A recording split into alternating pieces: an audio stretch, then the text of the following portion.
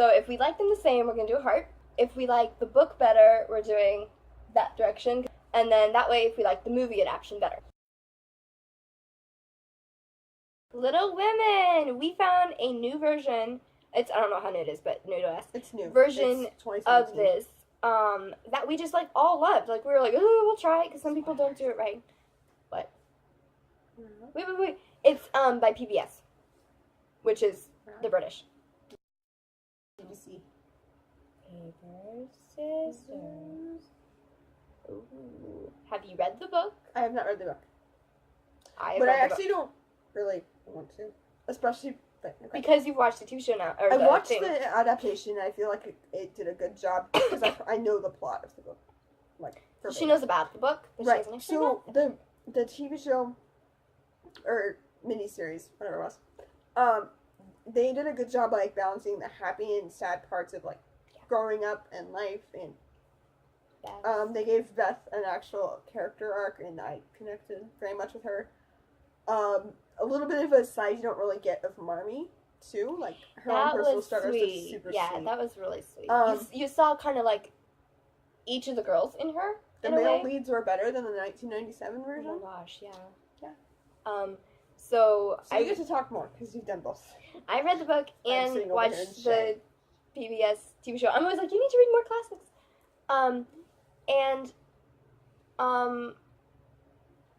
So the book, when I first read it, I read the first half and then stopped because she actually stopped writing the story. She left him off at this happy little part where Meg was married or maybe engaged. I can't remember exactly.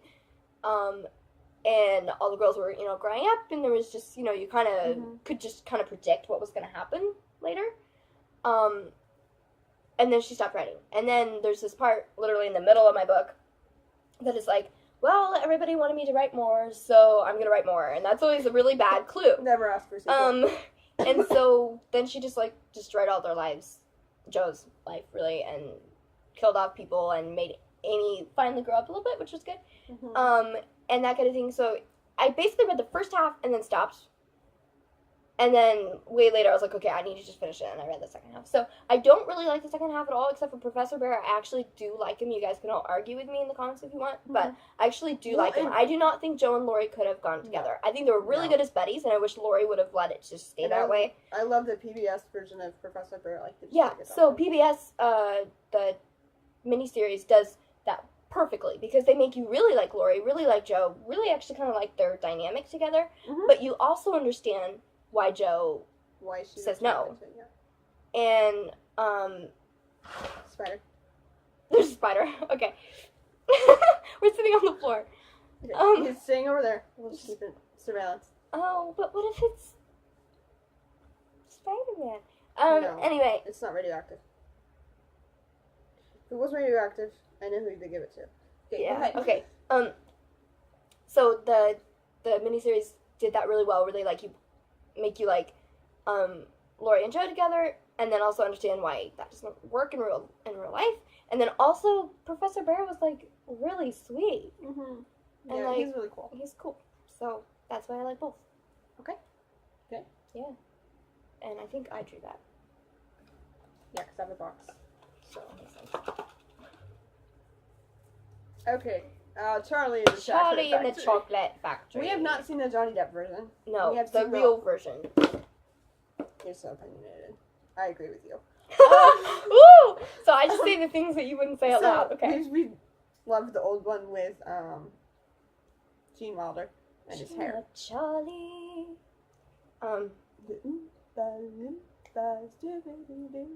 Okay. I like your rhythm. That's not real. Wait, whoa. Okay. There's no answer for this one. No. Yeah. No. You can't go back and forth. No, seriously. Do you like the movie better? Yeah, I'll explain mine in a minute. Okay. I like the book and the movie because the book and the movie are in a way very different. The book is very much of like a satire. A satire, kind of like, it's like really funny, but then also like to make a point kind of thing. The spider's gone. Like everything. Yeah, I wonder where it went. And just like everyone is like a total caricature And so it's really fun in that way, but it's also kind of a little bit hard to take seriously. But it's also, like, the songs and stuff are just, like, brilliant in a really zany way.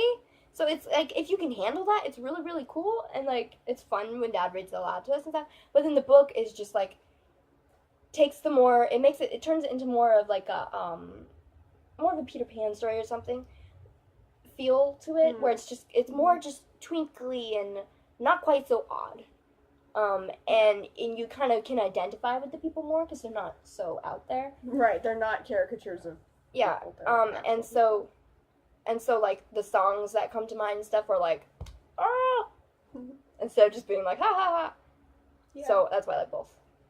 So I like the movie better. I really like the book. It's so clever. It's so weird. There's songs in it that did not make it in the movie because they're a little off color. Who's this? I love it. Roald Dahl. Roald Dahl. But the movie, I really love it because it just has more emotion to it, less satire, more emotion. You really connect with Charlie Bucket, and then Gene Wilder's performance as Wonka was such the perfect. And we need the guy from Man Who Invented Christmas. Yeah, so we decided we want the guy who played Charles Dickens in The Man Who Invented Christmas. He's pretty young. To play Wonka in the Great Glass Elevator, which is the book sequel. Which the movie didn't get made. So. Yeah, because you would just do it perfectly. Yeah, so his eyes like twinkle, and he's just like excited and alive. Like it's a perfect balance between being a little bit bizarre. You're not sure if he's safe, actually, but you see just when he finally tells Charlie at the end, like what he thinks and everything, that he's good. He, like loves Charlie, so much, and it just is good and has been rooting for him and stuff. So his performance was amazing. The book, I don't feel like you ever really get that. He's just bizarre the whole time. He's a little bit like touched in the head. And then also, so I feel like, but they also did have some of the bizarreness in the movie too, which was great. Yeah, like when he comes out of the factory and he's like limping, and it was like, oh, because they've never seen him. And then he gets like almost to the gate, and he like gets his cane stuck, and he like falls forward, and then he like does this somersault, and it's like this spry guy, right? And they're all like, he's like, or in the door where the room where it's just clever. Anyways, Roald Dahl also had an influence on the script, and so like they were trying to write the ending of it, and the ending was just wrong, and so they like called them up. They're like, and said, like, what should we change it to? And so they changed it, and so they did have it ending like the book ended, where Grandpa says yippee. Yeah, where Uncle George, Grandpa George, he goes yippee, and they're going off in the Great Glass Elevator, and that just wasn't the right because of the way they changed the story for the movie. It wasn't the heartfelt like wrap everything up, like be like hopeful. So they called Roald Dahl, and like Roald Dahl was in the hospital or something. I think he worked on the script already, but they're like, so what should we do instead? And so what he told them to do was so perfect, and I think that's special as an author to be able to look at your story differently and be able to like make it kind of mean a different thing and like do it even perfecter. So yeah, so like it's almost like if I loved this one more than this one, and the author worked on this one, I love it even more. There you go. Okay. I think I went on too long. What did I? But did you? No, did I draw that one? No, because if you have the box. Oh, that makes sense. I think. I just tricked you. Wait. Here, let's do it. Okay. The Giver. This is actually like she got to help with the script. We were watching the behind the scenes, and she was talking about how she. Yeah. So who wrote this? Who wrote this? Lois Lowry. Lois Lowry. I have actually read the book after I watched the movie. I've done it too. It made me want to read the book, so that's good. That's what movies should do. Because movies are like the like overview of it, and then the books are okay. Yay! So the book, Jonas is like 12, and it's a lot younger, and they aged him up for the movie because of some of the themes they were doing more with this sci-fi stuff. I felt like that was appropriate. Let's see. Oh, so the themes came out a lot better in the book and I just really love his relationship with the Giver. In the movie, they did a good job not dropping Asher and Fiona completely out of the story. Yes.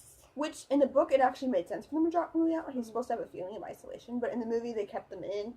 And gave him a feeling of isolation. The plot was tighter. Yeah. And there was a little bit more hope in the ending. So, I don't know what they're pretty. I really enjoyed being able to see more of the world, as in the community or whatever it's called. Yeah. I think it's all that. Okay. We obviously need to watch it and read it again. Because it was like cooler and more different than in the book, I guess. More tech, sci-fi, more sci-fi. It was less broken down. It was more like the perfect place to live, which is kind of the feeling you're supposed to have. Because it's actually turns out, once you find out what they're missing, it turns out not to be all as it seems. And I do really love Asher and Fiona in it. I just love Asher. Asher's great. He's just like the real they best did friend. Like a casting job with that movie. Yes, like they did. The Giver cast was perfect. Like just a little bit of emotion crosses his face. They did such a good job with the memories transferring. I love the way they did the memories in the movie. I actually like that better than in the book. Yeah, in the book, it's not so tangible. Yeah, well, and the memories passing are tied exactly to his adventure later, and you don't get his adventure in the book. Yeah. Really. So that was really cool. In the movie, it feels like the whole, I don't know if this is, I can't remember if this was in the book, where the Giver is preparing him the entire time for, the movie did that. So the Giver is preparing him, so it just tied everything together and made it all kind of be working towards the end. And then I'd say the movie, the fact that they made the plot tighter is great because it needs to stand alone. With the book, if you actually read Gathering Blue, Messenger, and Sun, though I would recommend Sun for slightly older teens, just because of some of the reproductive stuff in it.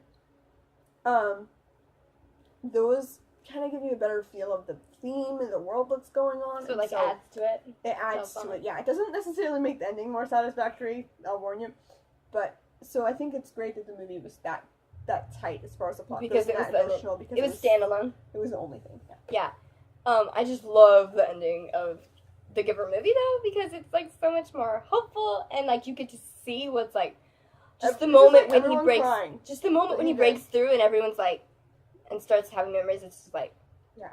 What? And you should definitely read about, why Lois Lowry wrote the book. Yeah. Because it was for her father who was going... Or it was inspired by her father who was going through memory loss. Just pay attention to who has memories of what in the ending. Yes! That was okay. We're just gonna rename this Anna and Kate Fangirl about books and movies. Swallows and Amazons. I have not read the book of this, but we found it's PBS, right? It's by Arthur Ransom. So BBC makes it and PBS brings it here. They're they're friends. Thank you, they're British. Like sisters. Yo, thank you, British. Okay. Well, they make all of these good movies. Okay. I'm gonna have to say, yeah. Yeah. Okay. So the book, that's movies, by the way. Movies that way. We explained that in the first video. Books that way because the bookshelf's that way. Heart just means they're equal. So this book is actually kind of based on the author's childhood, his summer vacations with his siblings and that's cool. Going around the lake in their sailboat and everything. Super fun. So it's a lot of that. It's an older book, so it's kind of wandery, kind of stretched out, but just very atmospheric and fun to read. The kids name things. It's like your idyllic summer vacation. Yeah. Kind of thing. So it's like that. Very English, just so much fun. But the movie, they took that, and then they took the author himself's life experience of being a spy during World War II, and made that into a side plot, which made things so cool. Exciting and mysterious, and it didn't compromise all the cool stuff the kids were doing. Yeah, so it gave it a through line. So a little bit scarier for younger kids. Yeah, but this whole thing is going on, and as it's going on, they're kind of keep running into that plot a little bit with their little adventures that they're having, sailing around the lake, they're going and having this, taking this island They have like a war with the. They have, They're like, the swallows. There's 4 kids, and then they meet the Amazons. The Amazons. 2 local girls. And they are They fierce. have, like, They're like Scottish They or have a something. feud. It's hilarious and so adorable. It's super great. And so then while they're having that, they kind of run into what's going on with this The spy bad guys and the bad guys, and it's just like, oh. The guy who plays Moriarty in the BBC Sherlock is in it, and he's. Wait, I just drew that one. The book thief.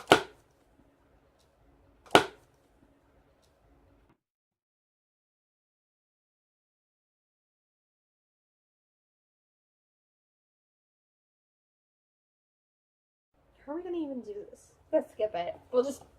We're like, it needs its own video, okay? Really? Mm-hmm. Oh. But like, barely. So you're like. Yeah, I'm like, heart. You're like. That's right. That's like its own new thing. Oh, you get to wow. go first because yours is gonna be less complicated. Oh my word. No, it's more complicated.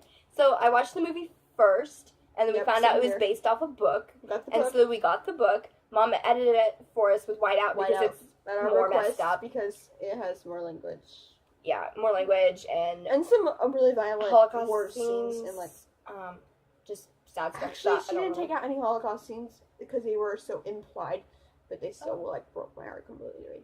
So Mom didn't take really the heart good writing there. Yeah. Actually, that you can do things so clean but also break everyone's heart. Yeah. But so I love the movie. And just like absolutely fangirl about the movie, and we can argue about Rudy or Max. But I just say both. Is perfect. The acting of him. Max was perfect.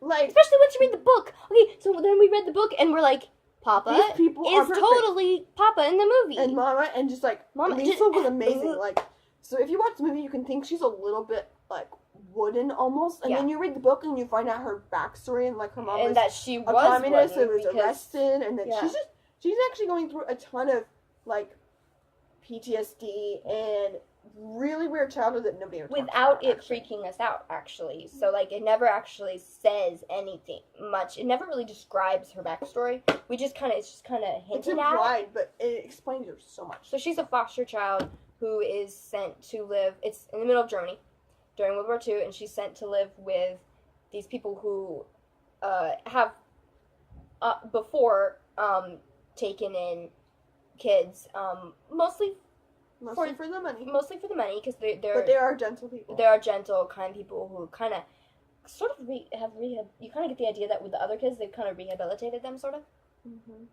Helped them out, got them back on their feet, that kind of thing. So we're talking about the Book Thief movie versus the Book Thief book, and then my phone decided to feel Saturday and die. So her opinion was that they're both equal. That they're both amazing. Lisa's life. And then my opinion is that the book is slightly better. So we're gonna say boom twat. Oh twat yeah. twist, So and then the phone went.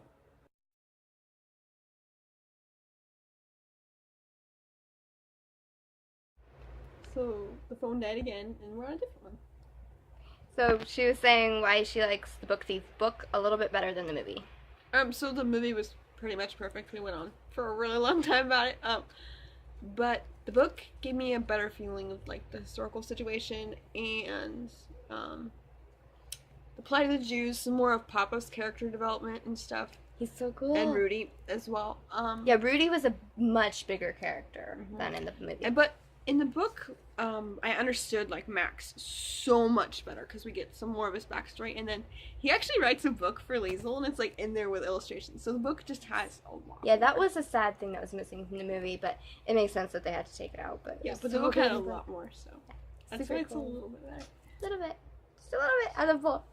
Okay. So make sure to check out the books and movies that we talked about, and if you have already watched and read them, then tell us which one was your favorite. Yeah, and we'll get you the link to the one that we weren't sure which version. Yeah, the Robin Hood movie. Yeah, so we'll get you the link to that. Thanks for talking. Sorry the phone video thing didn't work out very well. Everything's feeling a little Saturday. Little Saturday. Bye.